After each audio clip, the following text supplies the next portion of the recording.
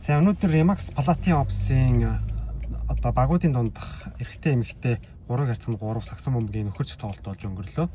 За манай багийн хувьд амжилттай бас оролцлоо гэж хэлье та тийм ээ. Хувийн талаасаа бол өөрийнхөө бэлтгэлжилтийг хэр хэмжээнд байгаагаа бас харсан ийм чухал үйл явдал болж өнгөрлөө. Уул нь би ч бас бэлтгэл хийгээд гайгүй гэж бодоодсэн. Амьсгаа өндөр байна. Яг ингээ гүүгээд ирэхээр цоцолт бас байна ч гэдэг юм уу те.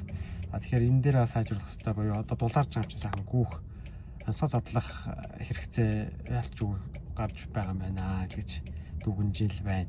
Одоо нэг гэрээ байгуулах ажил байгаа ярьж байна. Тэгээд уулзалт тоглосон уулзалт руугаа явж байна.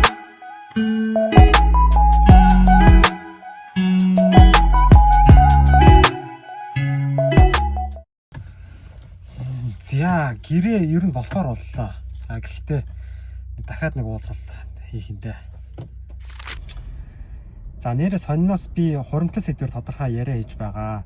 Тэгээд энэ 7 хоногийн 2 дахь өдөр багийн лист танилцуулах хурал хөтлсөн. За энэхүү завшааныг ашиглаад бас хуримтлал сэдвээрээ тодорхой яриа хийсэн байгаа. Тэгэхээр цаашдаа илүү баяжуулаад туршлага кейс гэх юм уу те хүмүүст илүү ойлгох дөхөн болох үз түүхийг бас илүү хуваалцах байдлаар хуримтлалын ач тусыг бас илүү олон хүнд түгээе яа гэж зорилготой явж байна.